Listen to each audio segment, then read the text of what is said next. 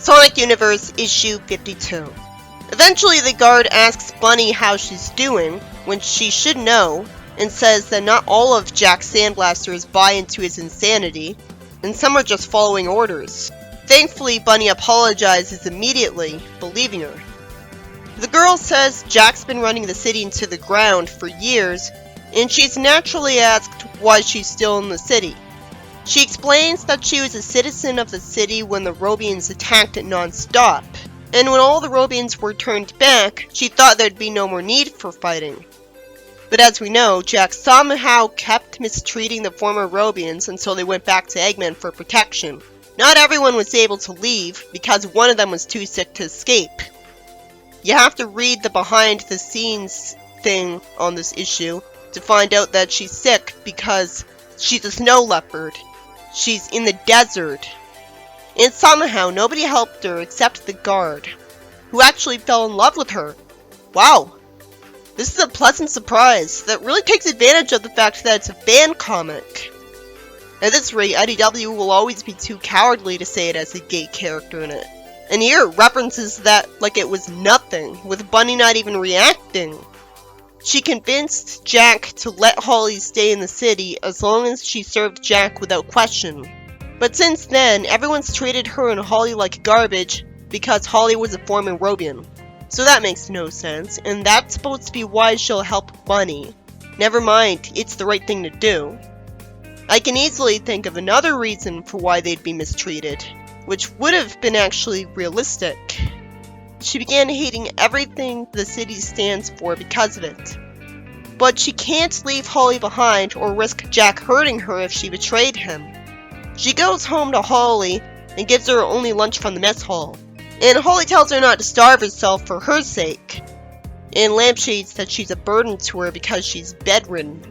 She tells Scarlet that she shouldn't overwork herself until they're both too weak to leave, and warns her that she should escape the city because there's no hope for her. Conveniently, despite saying she wouldn't abandon her, she still says Bunny could help her escape.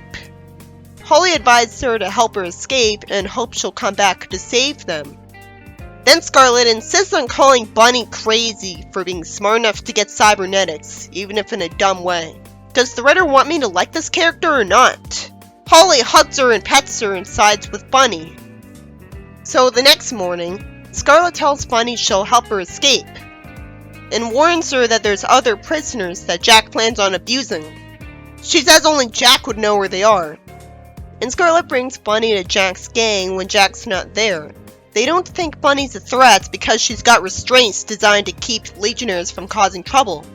It is surprisingly merciful of one of them to say she can have a little fresh air.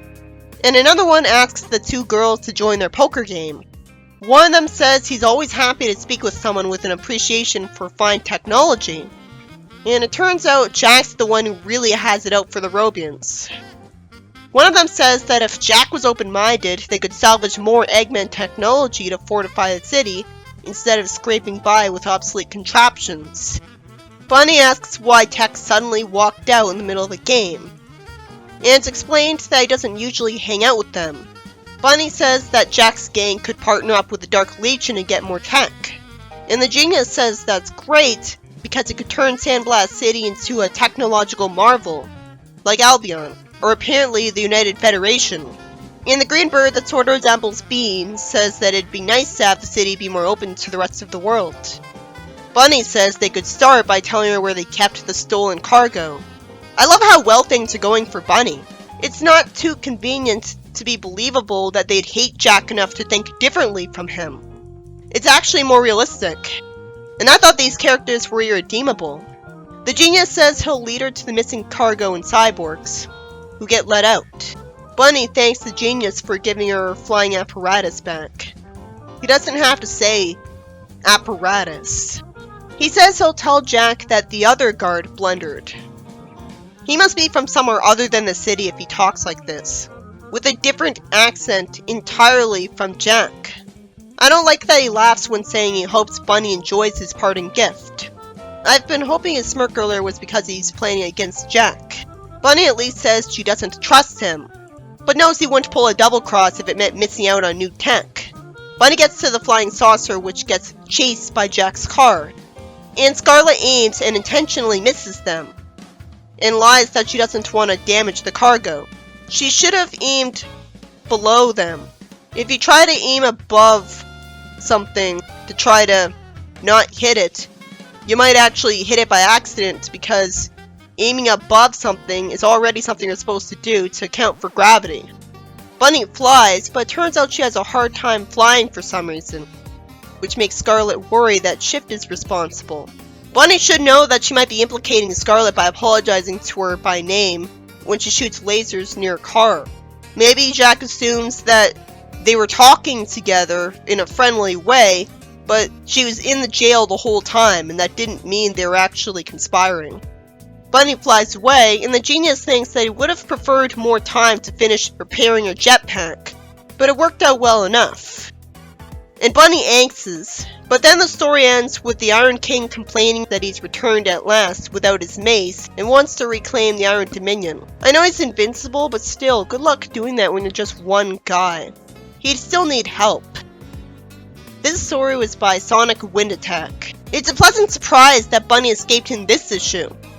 I like that not only did the guard help her escape, and she's more sympathetic than I ever expected, but the same can be said about the people working for Jack, who were fine with helping Bunny escape to her saucer because he wants to ally with the Dark Legion.